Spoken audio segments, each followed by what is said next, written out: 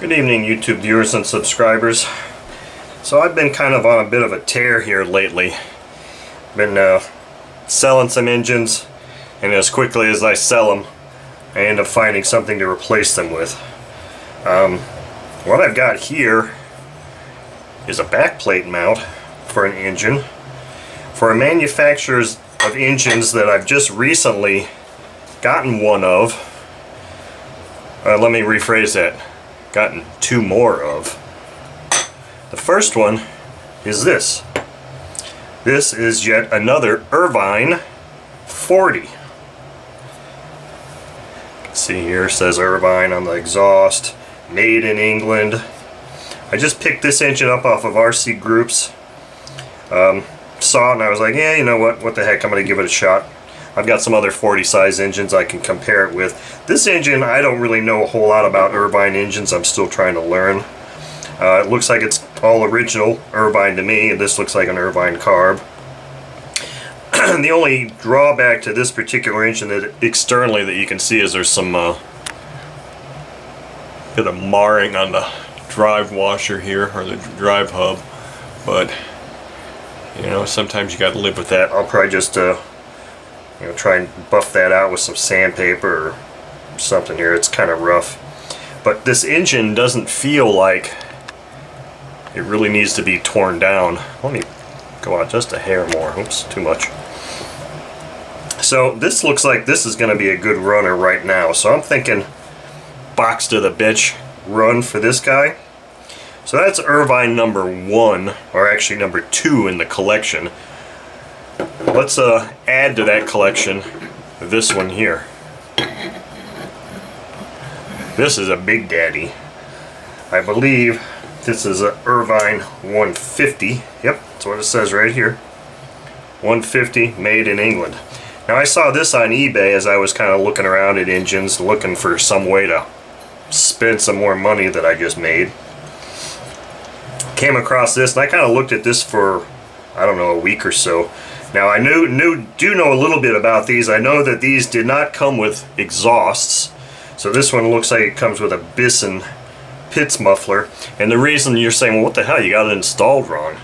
Well, yeah, I've got it installed upside down because there's no way I can run this on my stand with it the other way, the correct way.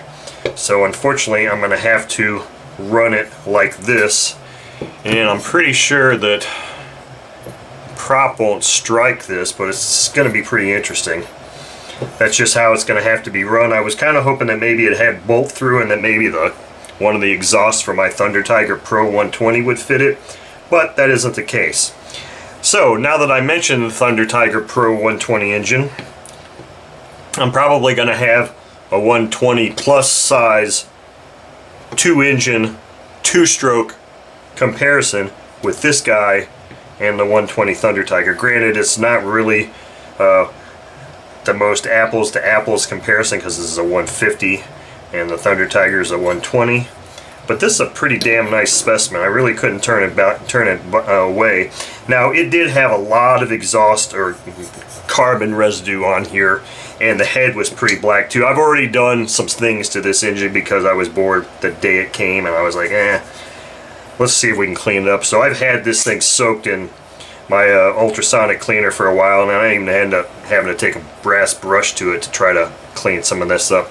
It's not perfect, but it's acceptable. And I did take the back cover off because I was very curious. I mean, the thing looked like it had a lot of carbon on here, like it had been run a lot, or maybe it just leaked here when the previous owner was running it. I don't know. But there was a lot of carbon built up on the head, so I'm thinking, you know, it's probably a really high runtime engine. Well, the top of the piston is completely dark. I mean, it's really caked on there. So it's definitely got some runtime, but the thing is, when I took the back cover off, it looked really, really nice in there. I mean, maybe bearings had just been put in. I mean, the bearings don't look virgin, but they certainly don't look reflective of the carbon deposits and deposits I saw on the top of the piston. So this doesn't need any bearings at all. In fact, it doesn't need anything but a prop. Oh man, and it's got some serious freaking compression. So, these are the latest 2 Irvine engines in my stable. This will be a box to the bench run. This I'll probably just, since I've opened it up, I've invalidated it for a box to the bench. I'll probably just run it at some point. I don't know when. I've really got a lot of engines laying around here that I haven't run yet. I'm in the middle of the 60 size 2-stroke comparison, so I've got a lot of things going on. So eventually I'll get to running these things, but I thought I'd at least share with viewers and subscribers what some of the new upcoming things are, because it looks like the Irvine, what is it, the Irvine 61 Mark II ABC engine that I've got.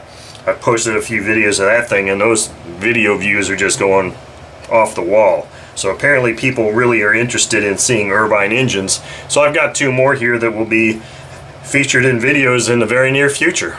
So stay tuned for that.